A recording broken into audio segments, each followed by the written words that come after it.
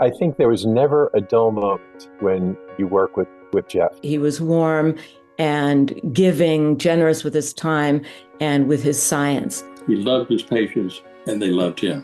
And the great collaborators and a great colleague. One of the special attributes that Jeff had was his ability to listen. You can learn a lot by just listening, and he was quite capable of doing that. He always looked at all sides of the question, whether it was a research question or an administrative issue that we were working on. We always weighed the pros and cons. I think the important things to us were trustworthiness and honesty and a personal standard of excellence. He was there early in the morning. He went and rounded with you on every patient. He was extremely kind and relatable. He takes his work very seriously. He takes himself not at all seriously.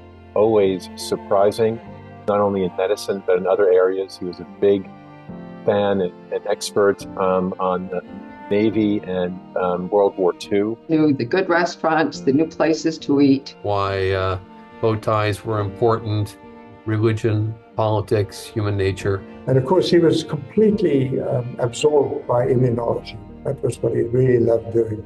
He really believed in immunotherapy and the power of the immune system.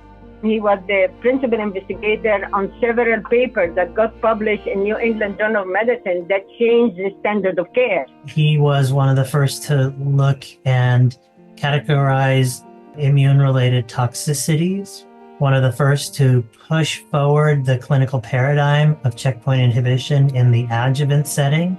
In my opinion, Jeff's legacy was his rigorous and unstoppable passion to find effective vaccines for cancer, both established and incipient. Finding therapies that were able to improve therapeutic outcomes overall, not to just be satisfied with, hey, we have an approach that works, maybe 60% of the time, but to take that and build upon that further. One of our guiding principles now needs to be, what would Jeff do?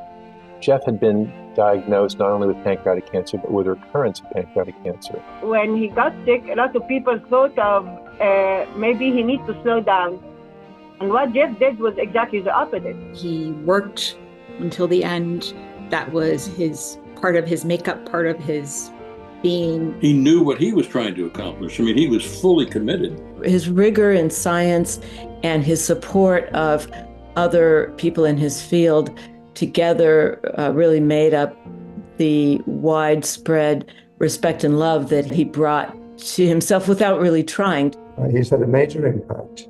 And it was just his fierce intellect and commitment to the field and commitment to patients. Literally thousands, and that over the years will be tens and tens of thousands of people whose lives he changed.